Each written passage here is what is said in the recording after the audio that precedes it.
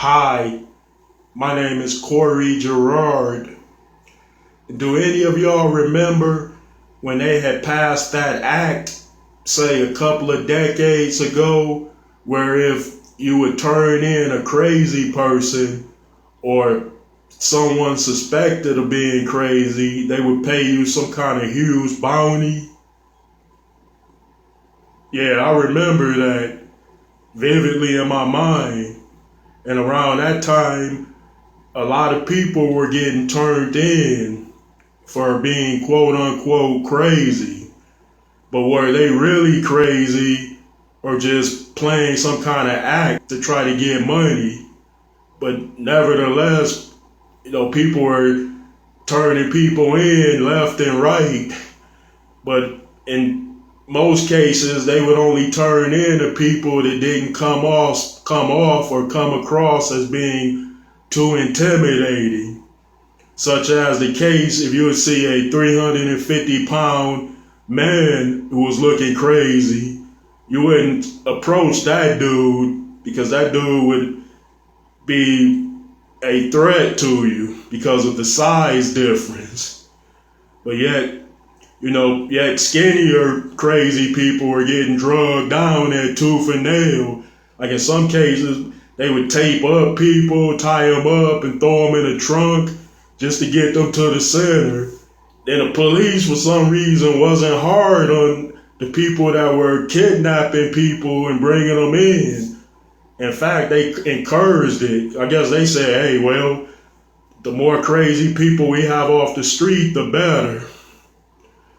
Well, I remembered that time and it reminded me of something that went on centuries ago, which involved the Salem witch trials, where there were a variety of women who were being persecuted, hounded, beaten, and tortured by the corrupt faction of the church because they were suspected of performing witchcraft or sorcery around that time. But there was no tangible proof to that fact. And then one would ask a smart question: if these women were so powerful, then why would you be able to take them in so easily? Well, anyway, let's come ahead further into this modern era here and now, when you would see people out at various types of locations acting very crazy and erratic. Like I would see women sometimes at the bus stop on Woodward and Warren, like swinging knives around while having conversations with men that weren't around. Yep, in many cases, there was always this one chick that was arguing with a boyfriend who was invisible. And I know she had a big butcher knife in her pocket, and she was just waiting for somebody to approach her wrong. But me at the time, I'm an economist, so I was thinking, wait a minute, don't they got that act now that I could take this woman down there and turn her in and I get a cool couple of thousand. And I know they'll pay me well for her because she's very crazy. Then she has a weapon on her too. So she's crazy and dangerous at the same time. Then I thought to myself, no, it ain't even worth it.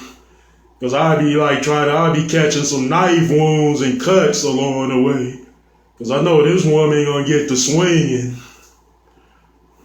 Yeah, and that was the case. That went on. I don't know if it was just something that was statewide or something national, but it was a big deal around that time.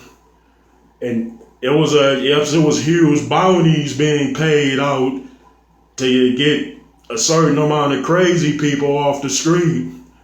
And many people never knew why, but I did. Because if you think about it, they would look at a crazy person as being similar to one of those outlaws of the Old West, that roamed around way back in the day and did pretty much whatever they wanted and didn't answer to anyone and didn't feel like they had to answer to anyone, such as in the case with people like Billy the Kid, the most notorious outlaw in history, Frank James and Jesse James, the most notorious outlaw robbers in histories. So they would figure that, hey, crazy people do not give a damn about anything. So they're subject to be, or liable to be, the worst of the worst that you could possibly imagine. Because, hey, a crazy person don't necessarily care about working, going to church, praying, keeping up like any type of pretense that they are civilly conformed, nor do they care about paying taxes, or none of that. Yeah, that's the case there.